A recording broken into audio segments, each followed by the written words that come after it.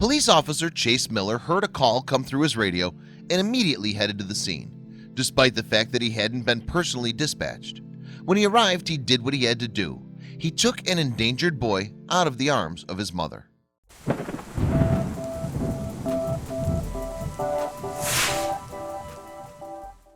Miller worked for the police department in Granbury, Texas, where 21-year-old Bethany Hoover lived too. Not only did Hoover serve as the general manager of the local Kentucky Fried Chicken, but she was also mom to a 3-year-old named Brayden. Hoover worked at KFC alongside John Geiss, her husband and Brayden's father. On October 12, 2016, Hoover called Geiss in to man the evening shift. She told him to take Brayden with him, and the boy's grandmother would come gather her grandson to babysit him. At the start, it seemed as though everything was going as planned. Brayden played in the restaurant as he awaited his grandmother's arrival, but all of a sudden, the 3-year-old began to cry. Hoover's son had a cold, so when his tears started to fall, she gave him ibuprofen. But then she realized just how high his fever had spiked. He was so hot that she took him outside of the restaurant.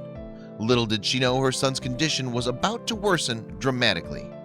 Hoover recalled that Brayden's head was lowered as if he were resting it on himself, just before she noticed his arm also appeared lifeless. She told media, "His fever spiked too quickly. I leaned him forward and he was having a seizure." Brayden's father described the 3-year-old's state to NBC5. His eyes were rolling further and further in the back of his head, and it was just something you'd never want to see your son do, Geiss said. Amid the panic, Geiss called 911. We're at KFC. My son's not breathing," he said in an audio recording of the call. Officer Miller then heard the request for help on his radio and made his way over because he was already nearby. His dash camera caught what unfolded next. As soon as he got there, Miller approached Hoover, who was understandably emotional and clinging to her young son. The police officer took the boy out of her hands, laid him on the ground, and began CPR. Miller heeded the call on his radio even though he hadn't been dispatched to the scene, and it was good that he did.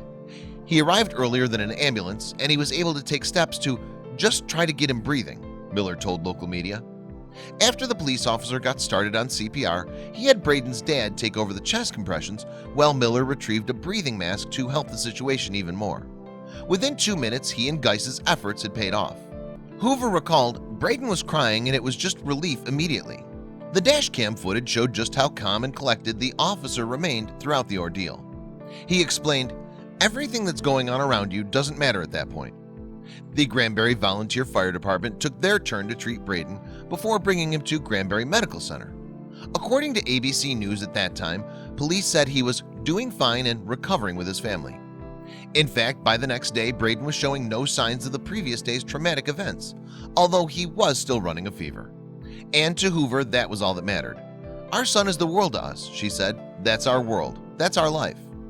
That's why Hoover, Geiss, and their 3-year-old attended a Granbury City Council meeting on October 11, 2016.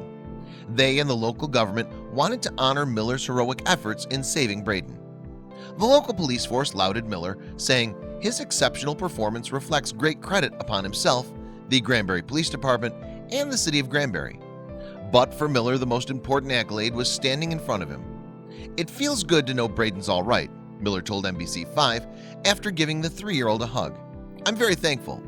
He also presented the boy he saved with a few surprises, including a stuffed animal of a police dog from the TV show Paw Patrol. Brayden's dad promised that his son would always know who saved his life. He stayed true to his word as he, Hoover, and their 3-year-old son went to check in with Miller at the police department just a few days after he received his award. In fact, Hoover and Geiss planned to keep in touch with Miller and his wife for years to come. Their bond would likely be made all the more special when the police officer welcomed his first child. His wife was pregnant when he received the award in 2016. And after living through the scary ordeal with her own son, Hoover only had one piece of advice for the parents-to-be. She reportedly advised Miller and his wife to never let go of their little one. If you like to watch more such stories, then please subscribe to our channel. We upload amazing stories daily. And don't forget to click on the bell icon to never miss the update from our channel.